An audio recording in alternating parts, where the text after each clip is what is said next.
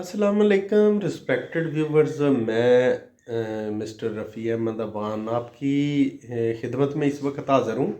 आप इन दिनों देख रहे हैं कि सोशल मीडिया के ऊपर जो तोशाखाना के बारे में रिपोर्ट्स आ रही हैं, क्योंकि अदालत ने कह दिया कि इनको जो है ना आप पब्लिक करें। तो तोशाखाना के अंदर ये खरबपति ख़ानदान जितने भी हैं, इनके जो रिकॉर्ड में देखा गया तो ये तोशाखाना से घड़ियाँ उठा रहे हैं, सोने की तस्बीह उठा ली, पाइनएप्पल उठा लिया, गाड़ी उठा ली। तो इस चीज़ से मेरे ज़हन में एक ख्याल आया कि भाई भूख वो ही मरती है जो अंदर से इंसान के मरे। और जब भूख अंदर से मरती है ना, तो सूखी रोटी खाने वाला भी है शुक्र अल्हम्दुलिल्लाह कहता है।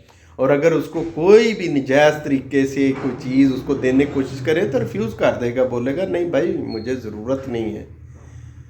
लेकिन अगर भूख को बाहर की तरफ से आप मारने की कोशिश करेंगे, आप समंदरों का पानी पी जाएं, दुनिया सारी का गोश्त खा जाएं और पूरे तमाम दुनिया के ममालिक का सोना और डॉलर अगर दे दिए जाएं, तो जो बाहर से भूख ख़त्म करने का तरीक़ाकार है ना, वो कभी भी सूटेबल नहीं और ना ही भूख ख़त्म होती है।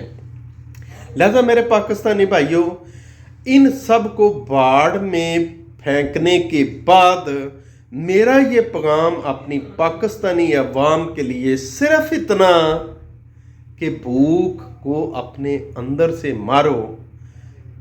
भूखें बाहर से पेट भरने से, चीज़ें हासिल करने से नहीं मरती। और जब अंदर से भूख मर जाए ना, उस जैसा अमीर और अजीम इंसान भी कोई नहीं होता। इजाज़त चाहता हूँ। अल्लाह हाफिज़।